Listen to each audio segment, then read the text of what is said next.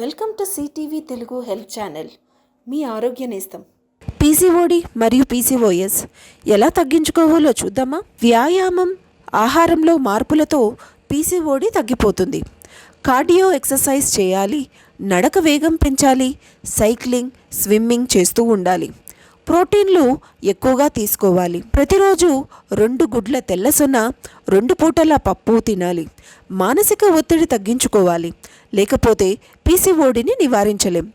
PCOS తగ్గాలంటే ఆహారంలో కొన్ని మార్పులు చేర్పులు చేసుకోవాలి. ఈ సమస్యతో బాధపడే మహిళల్లో దాదాపు 80% మందిలో విటమిన్ బి లోపం ఉన్నట్టు ఓ అధ్యయనంలో తేలింది. కాబట్టి తీసుకునే ఆహారంలో విటమిన్ బి ఎక్కువగా ఉండేలా చూసుకోవాలి.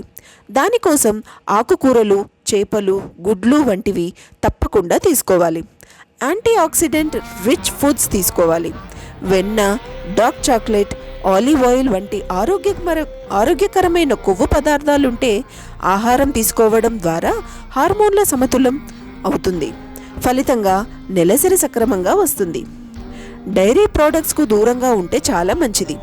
నాన్ వెజ్ ఎక్కువగా తింటే బరువు పెరిగే ప్రమాదం ఉంటుంది.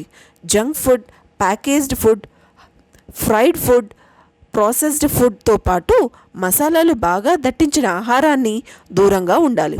స్వీట్స్, కేక్స్, ఐస్ క్రీమ్స్, సోడాలు, కూల్ డ్రింక్స్ జోలికి పోకూడదు.